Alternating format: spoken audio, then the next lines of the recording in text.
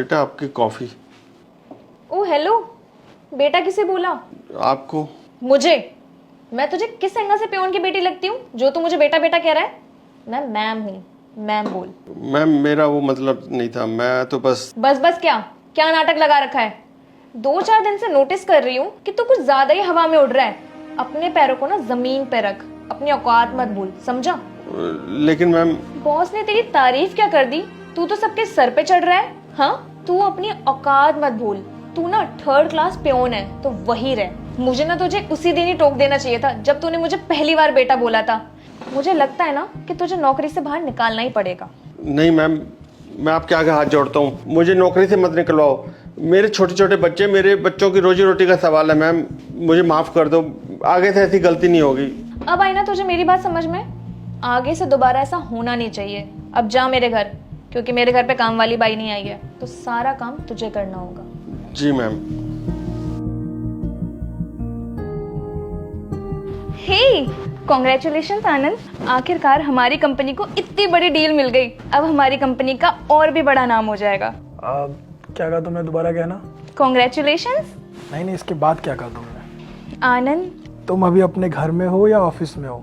आनंद, तुम ये कैसी बात कर रहे हो? मैं ऐसा क्यों कह रहा हूँ? एक तो तुम बदतमीजी कर रही हो, ऑफिस में बॉस को उसके नाम से नहीं बुलाया जाता है। लेकिन आनंद, सॉरी सर, हम दोनों तो फ्रेंड्स हैं ना। हम फ्रेंड्स होंगे बाहर, लेकिन ये ऑफिस है और यहाँ पे सिर्फ बॉस और एम्प्लॉय का रिश्ता होता है और कुछ रिश्ता नहीं होता। और आपने अभी बदतमीजी की है, आपको इसकी पनिशमेंट तो मिलनी चाहिए ना।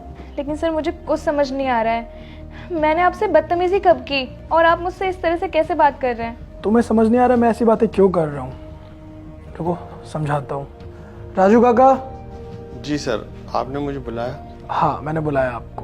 आपने इन्हें पहचाना? ये हमारे पियोन है, लेकिन आपने इनके साथ क्या किया था, आपको कुछ याद है? कुछ भी तो नहीं। आपने भी तो इनके साथ बदतमीजी की थी। इन्होंने जब आपको बेटा कहा था तो आपने इनको क्या कहा था, आपको याद नहीं है? मैंने सब कुछ अपनी आंखों से देखा। जो भी आपने बदतमीजी इनके साथ की थी, आपने क्या किया इनके साथ? इनके साथ आपने बदतमीजी की। आप मेरे दोस्त है और साथ में इस ऑफिस में अच्छी पोस्ट पे काम करते हैं, लेकिन फिर भी आपने बदतमीजी की, मिसबिहेव किया। आपने ये बता दिया कि आप उन्हीं सब की तरह हैं जो लोगों के साथ बदतमीजी करते हैं, उनको नीचा दिखाते हैं। इन्होंने आपको प्यार से बेटा कहा और आपने क्या कहा इन्हें? मैं सच कहूँ तो मुझे आपसे इस तरह की उम्मीद नहीं थी। मुझे नहीं लगा था कि आप ऐसा करेंगे। और जब मैंने ये सब कुछ देखा अपनी आंखों से तो मैंने सोचा तुम्हें सबक सिखाना पड़ेगा और तुम्हें तुम्हारी गलती का एहसास दिलाना पड़ेगा कि तुमने कितनी बड़ी गलती की है।